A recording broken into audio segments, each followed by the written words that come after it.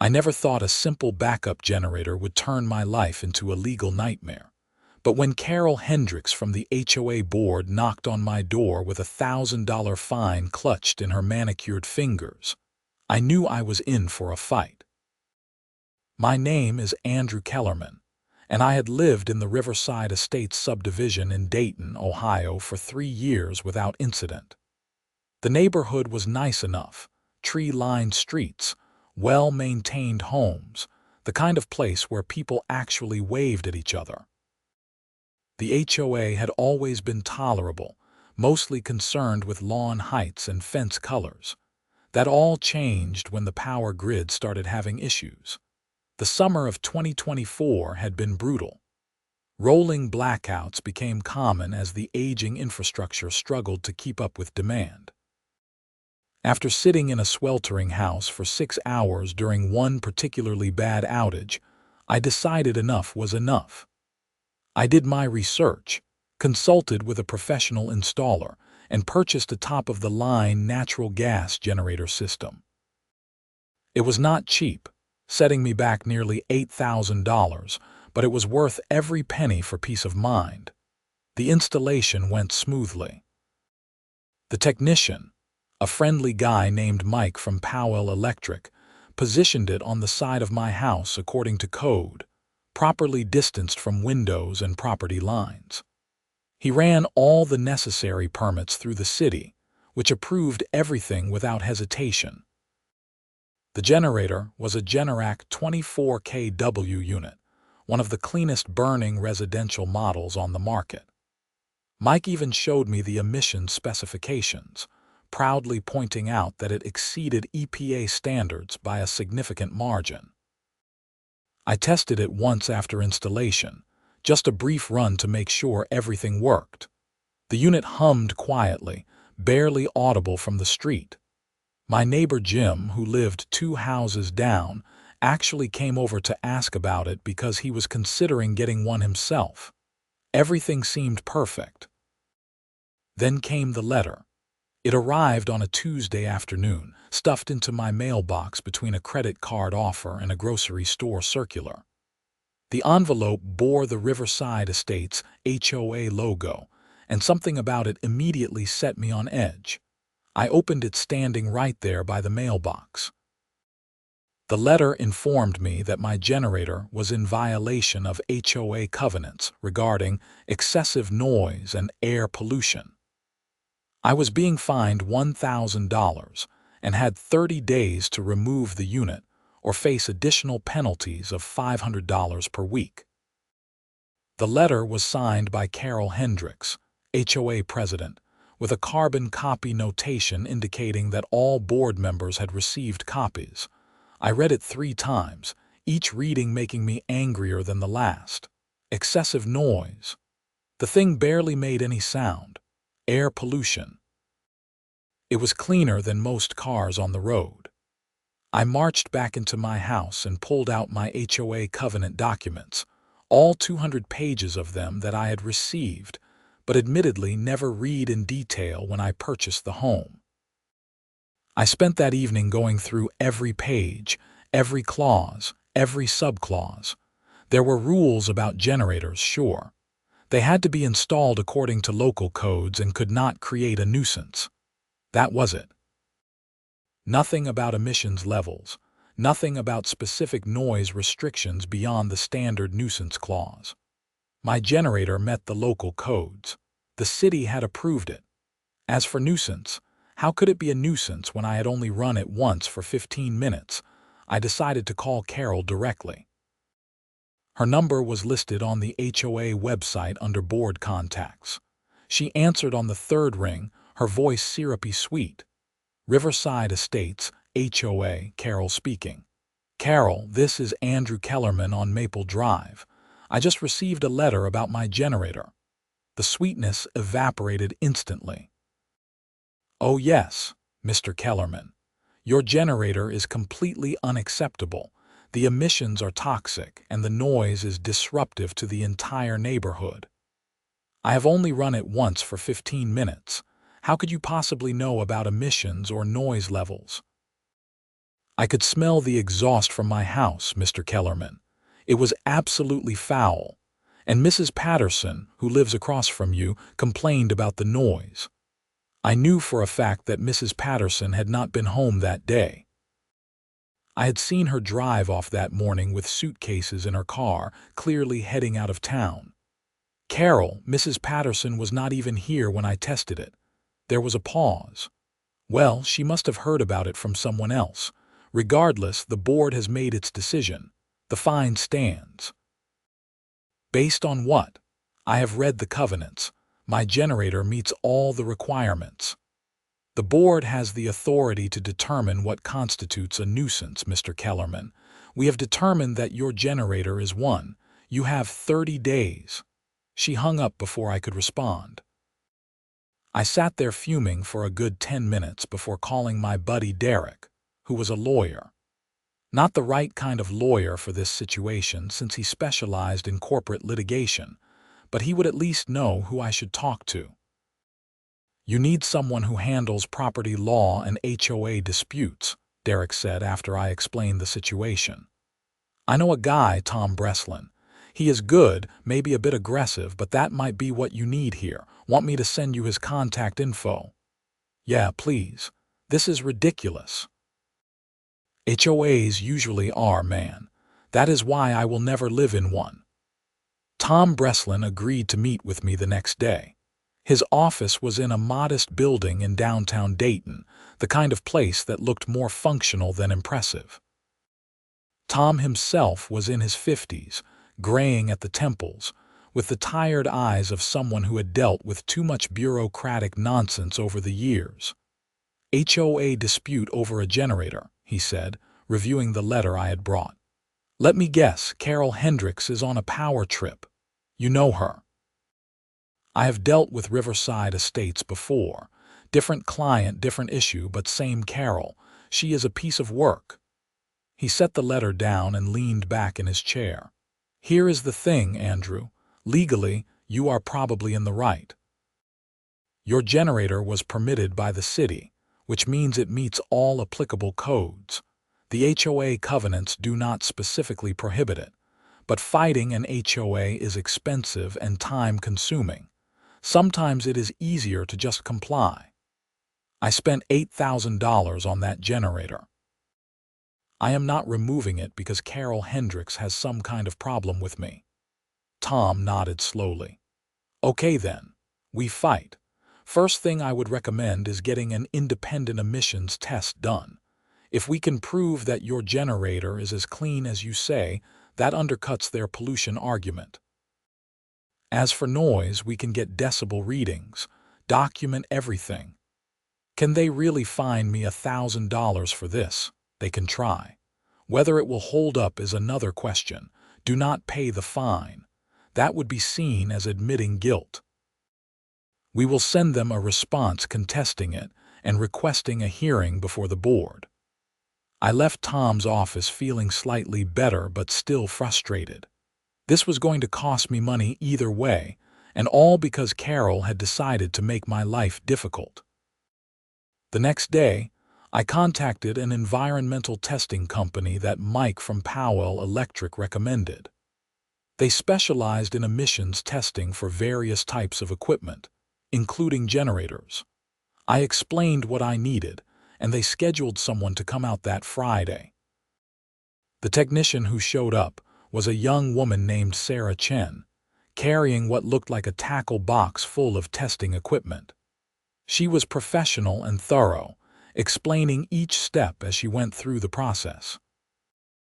I am going to run your generator and take readings at various points around the unit, she said. We will measure carbon monoxide, nitrogen oxides, particulate matter, and a few other compounds. The test will take about an hour. How long before I get the results? We will have a preliminary report by Monday, full certified report by Wednesday. I watched as she set up her equipment, positioning sensors around the generator. When she fired it up, I paid attention to the sound level. It was noticeable, sure, but not what I would call loud. Certainly quieter than a lawn mower, and people ran those all the time.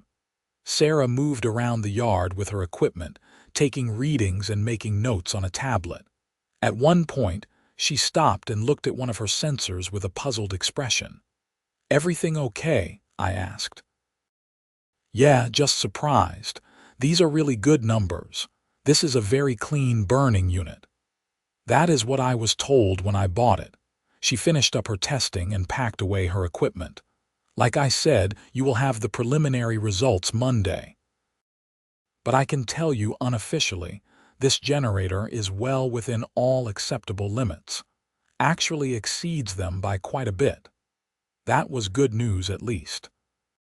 Friday evening, I decided to walk around the neighborhood, partially for exercise but mostly to see if I could figure out why Carol had targeted me specifically. I nodded to a few neighbors, stopped to chat with Jim about his lawn care routine, and eventually found myself near Carol's house. It was one of the larger homes in the development, a two-story colonial with a perfectly manicured lawn and flower beds that looked like they belonged in a magazine. As I walked past, I noticed something on the side of her house, partially hidden behind some decorative shrubs. It was another generator, bigger than mine and definitely older based on the weathered appearance. I kept walking but filed that information away. Carol had her own generator. Interesting. Monday morning, right on schedule, Sarah emailed me the preliminary results. The numbers meant nothing to me, so I forwarded them to Tom Breslin immediately. He called me 15 minutes later. "Andrew, these results are excellent. Your generator is cleaner than a lot of newer cars. We can definitely use this. The certified report will be even better for our purposes since it will have an official stamp and signature." So, what is the next step? I have already drafted a response to the HOA denying the fine and requesting a formal hearing. Once we get the certified report, I will include it with our filing. We will also need those decibel readings. Did you arrange for that? Not yet. Who do I call for that? Tom gave me the name of an acoustics consultant who did noise assessments. I called immediately and set up an appointment for Tuesday. The acoustics consultant, an older gentleman named Robert Hayes, was even more thorough than Sarah had been. He took readings from multiple locations, including inside the neighboring houses with permission from the residents. Jim let him test from inside his house and even from his backyard. "This is one of the quieter residential generators I have tested," Robert told me when he finished. "At the property line, it is measuring about 55 decibels. For comparison, a normal conversation is about 60 decibels. A lawnmower is closer to 90. So it is not excessively loud, not even close. The 55 decibel reading is at the peak when the unit is under full load. At idle, it drops to about 48 decibels, which is quieter than most refrigerators." That was exactly what I needed to hear. Robert promised to have his certified report ready by Thursday, which would give Tom everything he needed to build our case.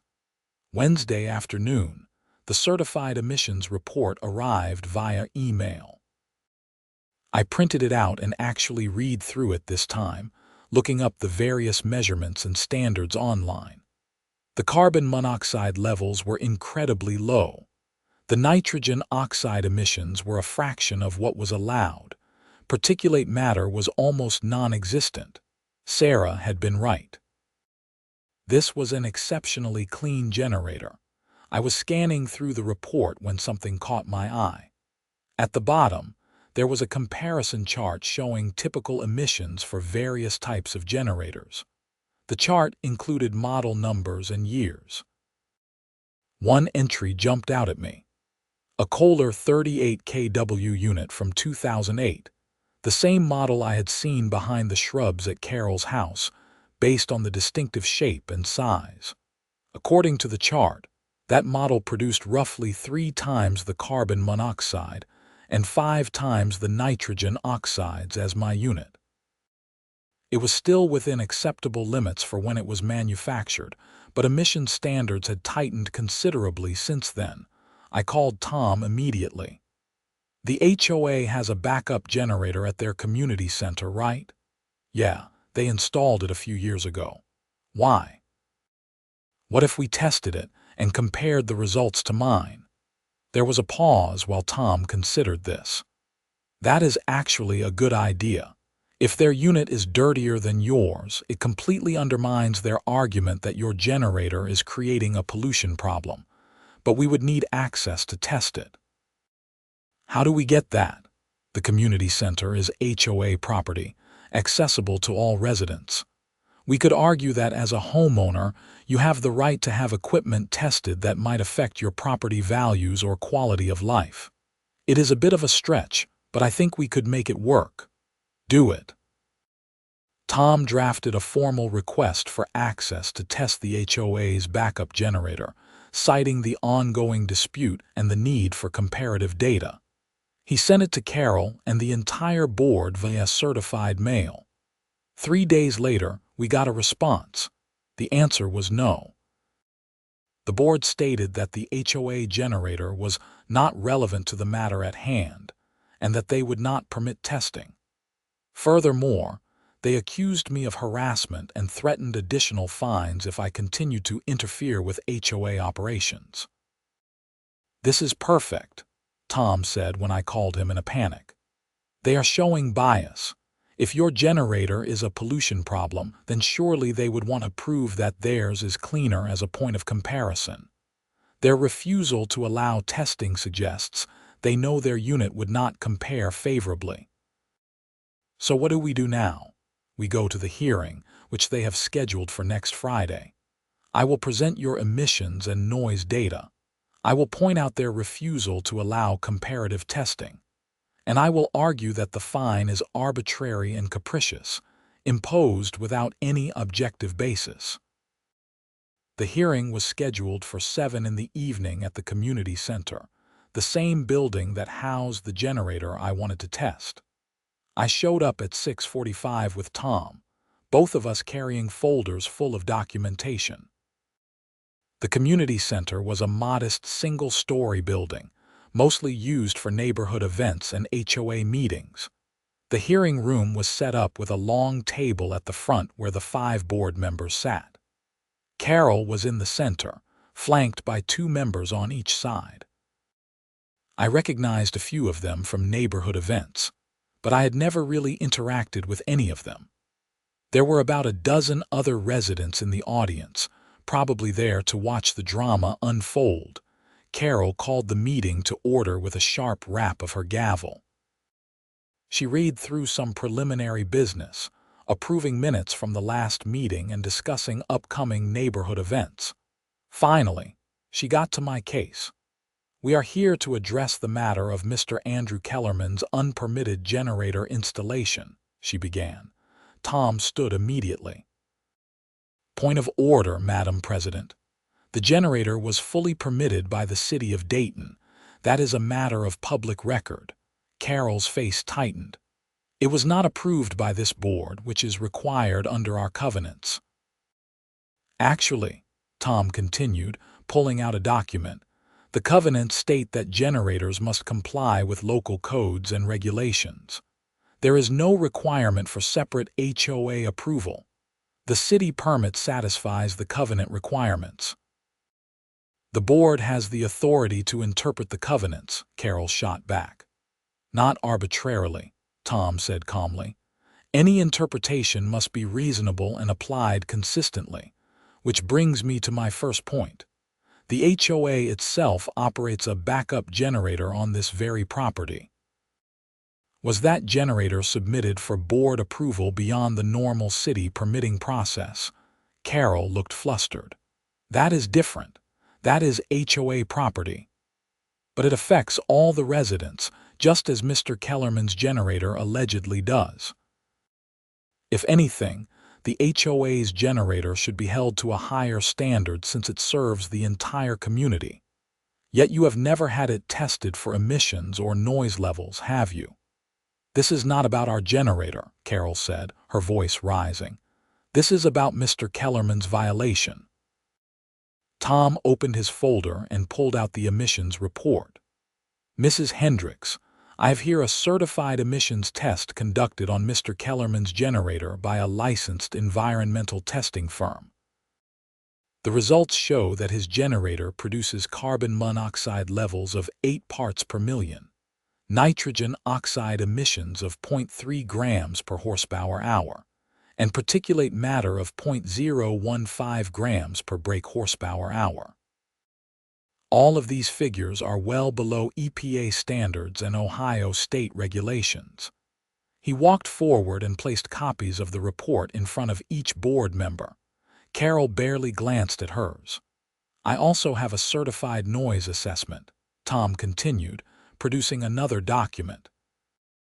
"At the property line, Mr. Kellerman's generator measures 55 decibels at peak load, which is quieter than a normal conversation and well within acceptable limits for residential areas." One of the other board members, a man named Richard, actually looked interested. He was reading through the emissions report, his eyebrows raised. "These are impressive numbers," he said. "This is all beside the point," Carol interjected. "The generator is a nuisance. Multiple residents have complained." "Who?" I asked, speaking for the first time. "Who complained?" Carol glared at me. "That is confidential." "Actually, it is not," Tom said. "Mr. Kellerman has the right to face his accusers. If residents have complained, their identities should be disclosed so that Mr. Kellerman can address their concerns directly." Carol shuffled through some papers. "Mrs. Patterson complained about the noise." "Mrs. Patterson was out of town the day I tested the generator," I said. "I saw her leave that morning with luggage. She could not possibly have heard it." Another board member, a woman named Linda, spoke up. "Is that true, Carol? Did you verify the complaint?" "I do not need to verify every complaint," Carol snapped. "As board president, I have the authority to act on behalf of the community." "But you need a basis for your actions," Tom pressed. "You have fined Mr. Kellerman $1,000 based on alleged emissions and noise problems, but the certified testing shows no such problems exist. You have cited resident complaints that appear to be fabricated. And you have refused to allow testing of the HOA's own generator for comparison purposes. This is arbitrary enforcement, and it is precisely the kind of behavior that courts frown upon." The room was silent for a moment. Richard was still looking at the emissions report. Linda looked troubled. The other two board members just looked uncomfortable. Finally, Richard spoke. "Tom makes some good points. These test results do not support the fine.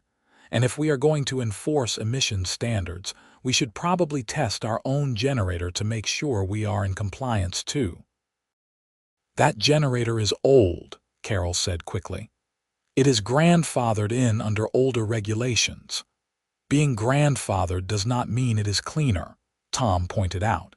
"In fact, older generators tend to be significantly dirtier. The model you have here, a 2008 Kohler 38 kW unit, typically produces 3 times the carbon monoxide and 5 times the nitrogen oxides of Mr. Kellerman's unit." Carol's face went red. "How do you know what model our generator is?" "It is visible from the parking lot," Tom said simply. "Anyone can see it." "I move that we table this matter pending further investigation," Linda said. "We should get our own generator tested and review the covenants more carefully before imposing such a significant fine." "I second that motion," Richard said immediately. Carol looked furious but had no choice. "All in favor?" 3 hands went up: Richard, Linda, and one of the quiet members. The other quiet member abstained. Carol voted against, but she was outvoted. "The matter is tabled," Carol said through gritted teeth. "But Mr. Kellerman, you are still prohibited from running that generator until this is resolved." "Actually, no," Tom said. Without a valid fine or injunction, Mr. Kellerman is free to operate his legally permitted generator as he sees fit, provided he complies with all applicable laws and regulations, which he does. We left the meeting feeling victorious, though I knew this was not over. Carol was not the type to give up easily, and she had been thoroughly embarrassed in front of the board and the other residents. Sure enough, 2 days later, I received another letter. This one informed me that the HOA was filing for an injunction to prevent me from operating my generator pending a full environmental review. They had also increased my fine to $2,000 for continued violations and insubordination to the board. They cannot do this, can they? I asked Tom over the phone. They can file for an injunction, but it will not hold up, and doubling your fine. That is pure retaliation. You did not pay the first fine, so there is no way you violated anything. This actually strengthens our case. Our case. I thought we won. Andrew, we won a battle, not the war. They are escalating, which means we need to escalate too. I think it is time we file a lawsuit against the HOA for harassment and abuse of authority. We can seek an injunction preventing them from enforcing the fine, plus damages for your legal fees and emotional distress. Is that going to be expensive? It will not be cheap, but I think we have a strong case. And honestly, if we win, the HOA will be responsible for your attorney fees. They are acting in bad faith here. I agreed, and Tom filed the lawsuit the following week. The named defendants were Carol Hendricks personally, in her capacity as HOA president, and the Riverside Estates HOA as an entity. The lawsuit alleged harassment, arbitrary enforcement, abuse of authority, and violations of Ohio property law. Once the lawsuit was filed, things got interesting. I started receiving letters from other residents, people I barely knew, expressing support for my case. Apparently, Carol had been a problem for years, but no one had ever challenged her before. She ran the HOA like her personal fiefdom, imposing arbitrary rules and playing favorites. One resident, a man named George Martinez, told me that Carol had fined him $500 because his garbage cans were visible from the street on a non-collection day. He had forgotten to bring them in after work, a simple mistake, but Carol drove by and photographed them. When George pointed out that half the neighborhood left their cans out, Carol just said those residents had not been caught yet. Another resident, Betty Reynolds, said Carol had tried to force her to remove a decorative bird bath because it was not listed in the approved architectural modifications. Never mind that bird baths were explicitly allowed under the covenants. Carol insisted that Betty needed to submit a formal application with drawings and specifications, a process that took months and cost $200 in filing fees. The more I heard, the angrier I got. This was not about my generator. This was about Carol's need to control everything and everyone. 3 weeks after filing the lawsuit, we had our first hearing in Montgomery County Common Pleas Court. Judge Patricia Morrison presided, a no-nonsense woman in her 60s who had a reputation for being fair but tough. Both sides presented their initial arguments. Tom laid out our case methodically, presenting the emissions and noise data, documenting Carol's refusal to test the HOA generator, and showing the pattern of arbitrary enforcement. He also introduced evidence of Carol's retaliation, including the doubled fine that came right after the board meeting. The HOA's attorney, a nervous young man named Stephen Burke, who looked fresh out of law school, argued that the board had broad discretion to interpret the covenants and that my generator constituted a nuisance regardless of the test results. Judge Morrison listened patiently, occasionally asking questions. When both sides finished, she sat back and looked at the documents in front of her. Mr. Burke, she said, your argument rests on the premise that the HOA board can determine what constitutes a nuisance without any objective basis. Is that correct? The board's judgment is entitled to deference, Your Honor. Deference, yes, but not blind acceptance. Mr. Breslin has presented certified testing showing that Mr. Kellerman's generator is exceptionally clean and quiet. Do you have any evidence to the contrary? Stephen shuffled through his papers. We have the original complaint from the board president. A complaint is not evidence. Do you have any testing, measurements, or objective data supporting your claim that this generator is a nuisance? No, Your Honor, but the board has the authority. The board has authority within reason, Mr. Burke. What you are describing is arbitrary and capricious enforcement. That is exactly what HOA boards are not permitted to do. She turned to Tom. Mr. Breslin, you have requested an injunction preventing the HOA from enforcing the fine. I am inclined to grant that pending a full trial. However, I am also going to order something else. She looked directly at Stephen. I am ordering the Riverside Estates, HOA, to have its backup generator tested for emissions and noise levels, using the same testing company and protocols that Mr. Kellerman used. The results will be submitted to the court within 2 weeks. If the HOA's generator is found to exceed the emissions or noise levels of Mr. Kellerman's unit, the board will need to explain why they are holding him to a higher standard than they hold themselves. Stephen looked panicked. Your Honor, that is HOA property. That is irrelevant. If you are going to regulate generators, you need to do so consistently. 2 weeks, Mr. Burke. The injunction against enforcing Mr. Kellerman's fine is granted immediately. We will reconvene after the testing is complete.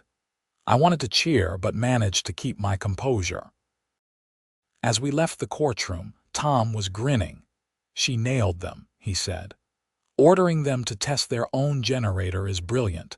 Either they will refuse and look terrible, or they will test it and we will have proof that theirs is dirtier.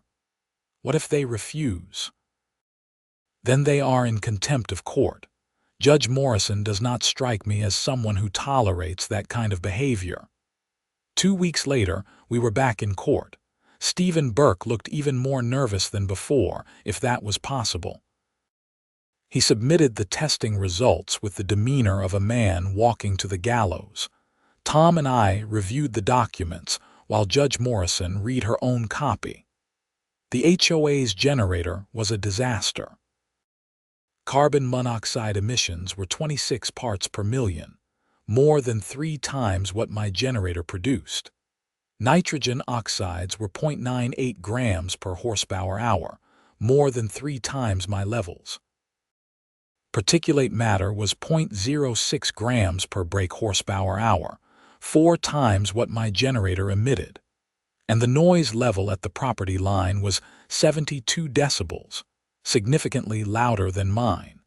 Judge Morrison set down the report and looked at Stephen over her reading glasses. Mr. Burke, the HOA's generator produces 3 to 4 times the emissions of Mr. Kellerman's unit and is significantly louder. Yet the board fined Mr. Kellerman and threatened to fine him further while taking no action regarding their own generator. How do you explain this? Your Honor, the HOA generator serves an essential community function. So does Mr. Kellerman's generator. It keeps his home powered during outages. You have not established any meaningful distinction. She turned to Tom. Mr. Breslin, what are you seeking in terms of resolution? Your Honor, we are seeking dismissal of all fines against Mr. Kellerman, an order prohibiting the HOA from interfering with his generator operation, and compensation for attorney fees and costs. Additionally, given the pattern of harassment and retaliation, we believe punitive damages are appropriate. Judge Morrison nodded slowly. Mr. Burke, I am going to give your client an opportunity to settle this matter reasonably. If they choose not to, I will rule from the bench, and I do not think they will like my ruling. I am ordering a settlement conference for next week. Both parties will attend in good faith with authority to settle. If we cannot reach an agreement, we will proceed to a full hearing on damages. The settlement conference was scheduled for the following Tuesday. I showed up with Tom, expecting to meet with Stephen and some HOA board members. Instead, we walked into a room full of people.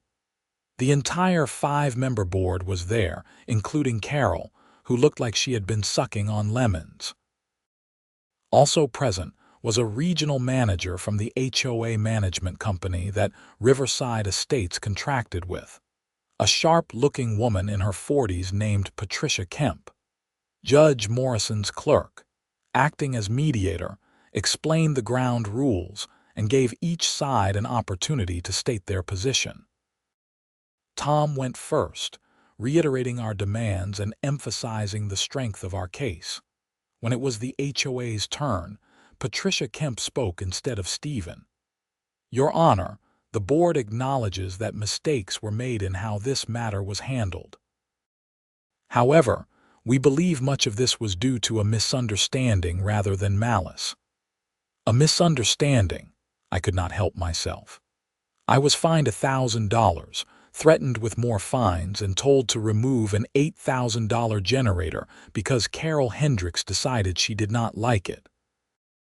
Carol opened her mouth to respond, but Patricia held up a hand. Mr. Kellerman, I understand your frustration. The management company has reviewed this situation extensively, and we have serious concerns about how it was handled. We are prepared to make an offer to resolve this matter. We are listening, Tom said. First, all fines against Mr. Kellerman will be rescinded and removed from the record. Second, the HOA will pay Mr. Kellerman's attorney fees and costs up to this point. Third, the HOA will formally acknowledge that Mr. Kellerman's generator is in compliance with all covenants and regulations. Fourth, the board will adopt clear, objective standards for generator approval going forward that apply equally to all residents and HOA-owned equipment. It was more than I had expected. Tom looked at me, and I nodded slightly. What about the HOA's generator? Tom asked. It is producing significantly higher emissions than Mr. Kellerman's unit. Patricia did not hesitate. The HOA will upgrade or replace its generator to meet current emissions standards within 6 months. We will also institute an annual testing program for all generators, including HOA-owned equipment, to ensure ongoing compliance. And Mrs. Hendricks? Tom asked pointedly. Patricia's expression hardened slightly. That is an internal board matter. I cannot discuss personnel decisions here. It needs to be addressed, Tom pressed. This was not just bad judgment. This was targeted harassment and retaliation. If Mrs. Hendricks remains in a position of authority, what is to stop this from happening again, either to Mr. Kellerman or someone else? Carol finally spoke, her voice tight with barely controlled anger. I was acting in what I believed were the best interests of the community. By imposing arbitrary fines and threatening a homeowner for having a cleaner generator than the HOA operates itself. Tom's voice was calm but cutting. That is not good judgment, Mrs. Hendricks. That is an abuse of power. The mediator stepped in. Let us take a 15-minute break and allow each side to caucus privately. Tom and I stepped out into the hallway. What do you think? He asked. It is a good offer, I admitted. I get everything I want except seeing Carol face consequences. We could push for that, but it might blow up the settlement. And honestly, the board and management company are clearly unhappy with her. She may face consequences anyway, just not as part of this settlement. I want something in writing about her not retaliating against me in the future. That is reasonable. I will add it to the terms. When we reconvened, Tom presented our counteroffer. We would accept all the terms Patricia had proposed, plus a specific provision that Carol Hendricks would have no involvement in any future HOA matters related to my property. Any issues would be handled by other board members or the management company directly. Patricia agreed without hesitation, which told me she had probably expected that demand. Stephen drew up the settlement documents, and we all signed them right there. The whole thing took less than an hour once we got down to business. As we were leaving, Richard, the board member who had been reasonable during the hearing, approached me. "Andrew, I want you to know that not all of us agreed with how this was handled. Carol pushed this through and the rest of us went along because, well, that is how it has always worked. But we are making changes. There is going to be a vote next month on new board leadership." "I appreciate that," I said, shaking his hand. Over the next few weeks, I heard through the neighborhood grapevine that things were indeed changing. Carol did not run for re-election as board president when her term came up. In fact, she did not run for the board at all. Richard became the new president and Linda became vice president. They immediately instituted new policies, including term limits for board positions and requirements that all fines be supported by objective evidence before being imposed. The HOA also hired that same environmental testing company to test every generator in the neighborhood, including several that had been installed before my dispute started. All of them passed, though a few older units like the HOA's were flagged for recommended upgrades. The HOA established a grant program to help residents upgrade older generators, funded by community dues. As for the HOA's own generator, they replaced it entirely. The new unit was even cleaner than mine, a fact that Richard mentioned to me with a smile when I ran into him at the grocery store. "We figured if we were going to set a standard, we should exceed it ourselves," he said. "My own generator proved its worth that winter when we had a massive ice storm that knocked out power for 3 days. While half the neighborhood was camping out at hotels or running noisy, fuel-guzzling portable generators, my house stayed warm and comfortable. Several neighbors, including Jim, asked for recommendations on having similar systems installed. The story could have ended there, and I would have been satisfied. But there was one more twist. About 6 months after the settlement, I was working in my garage when a car pulled up. A woman I did not recognize got out and approached me. She was in her 30s, professionally dressed and carrying a briefcase. "Mr. Kellerman, my name is Jennifer Wu. I am an investigative reporter with the Dayton Daily News.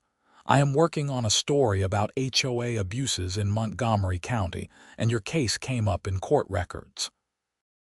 Would you be willing to talk to me?" I hesitated. The settlement was done and I had moved on. But then I thought about all the people who had reached out to me with their own stories of Carol's arbitrary enforcement, people who had paid fines rather than fight back because they could not afford attorneys or did not know their rights. "Sure," I said. "Come on in." We talked for over an hour. I gave her copies of all the public court documents, told her the whole story, and even showed her the emissions test results. She was particularly interested in the pattern of arbitrary enforcement and the fact that the HOA's own generator was so much dirtier than mine. "This is great material," Jennifer said, packing up her notes. "But I need more than one case to make a real story.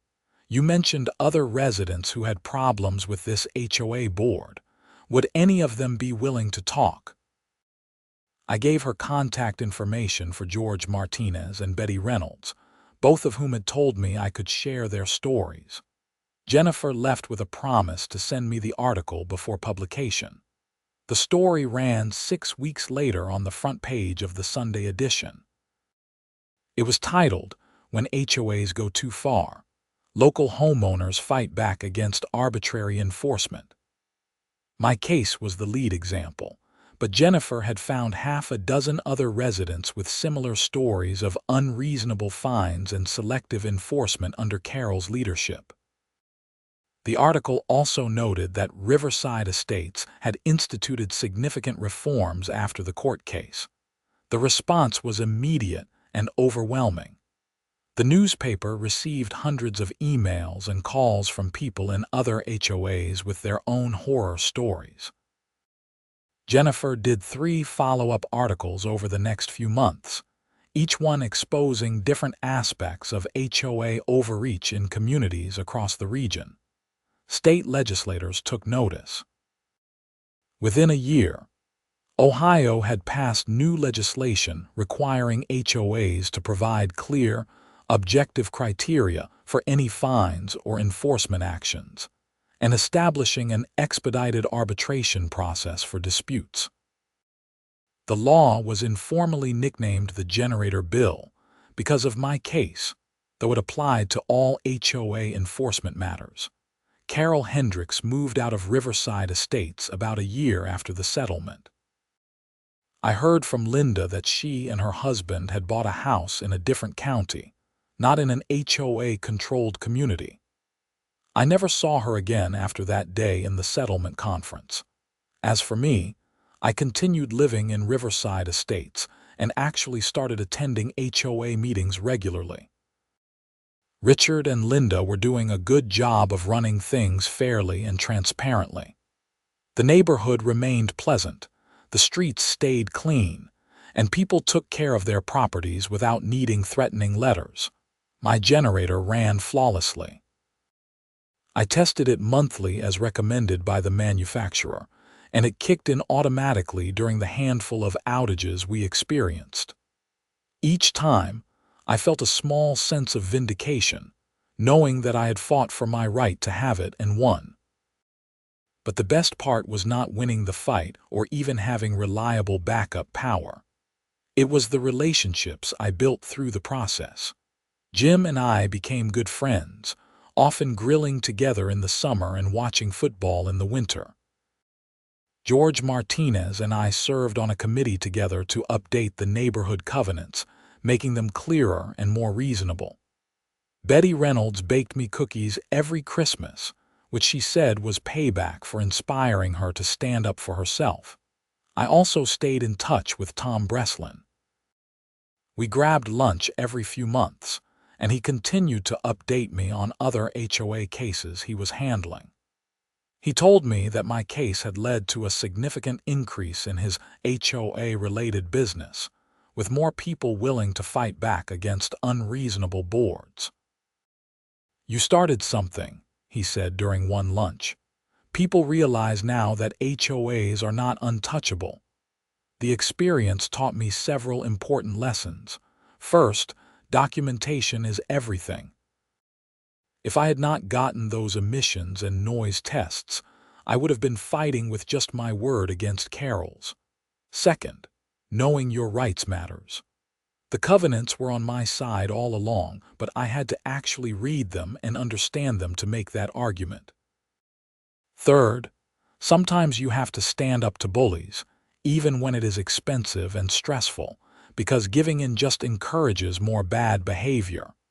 But the most important lesson was about community. When I first moved to Riverside Estates, I was friendly with my neighbors but not really connected to them. The HOA dispute forced me to engage with the community in a deeper way, and that engagement made the neighborhood better for everyone. We were not just people living near each other anymore. We were neighbors who looked out for each other. One Saturday afternoon, about 2 years after the whole mess began, I was in my driveway washing my car when the power suddenly went out. It was the middle of summer, no storms, just a problem with the grid somewhere. My generator kicked in within seconds and I barely noticed the interruption. A few minutes later, Jim came walking over, sweating in the heat. "Man, I need to get one of those things. My AC just died and it is 95 degrees in my house." "Come on in," I said. "Watch the game here until the power comes back." We sat in my air-conditioned living room, drinking cold beers from my still-functioning refrigerator, watching the Indians play. Outside, the generator hummed quietly, cleaner than most cars, quieter than a conversation, doing exactly what it was supposed to do. "You know," Jim said during a commercial break, "that whole thing with Carol was ridiculous, but I am kind of glad it happened. Things are a lot better now." "Yeah," I agreed. "Sometimes you have to break things to fix them." The power came back on about 3 hours later. My generator seamlessly switched off and life continued normally. That was the thing about having a good generator. When it worked right, you barely noticed it was there. Just like a good HOA should be. Present enough to maintain standards and organize the community, but not so overbearing that it interferes with people living their lives. Riverside Estates had finally achieved that balance, and it had taken a fight over a generator to get there. I finished washing my car as the sun started to set, painting the sky in shades of orange and pink. Neighbors were outside, kids riding bikes, people walking dogs, someone a few houses down firing up a grill. It was a normal, peaceful evening in a nice neighborhood. And my generator sat quietly on the side of my house, clean, efficient, and completely legal, ready to kick in the next time the power went out. It had cost me $8,000 to install, several thousand more in legal fees and countless hours of stress and frustration. But standing there in my driveway, watching my neighbors enjoy the evening, knowing that I had helped make this community better by refusing to back down from unreasonable authority, I realized it had been worth every penny and every minute. The generator was not just about backup power anymore. It was about standing up for what was right, about holding people accountable when they abused their authority, and about making sure that everyone in the community was treated fairly according to the same standards. Those were principles worth fighting for.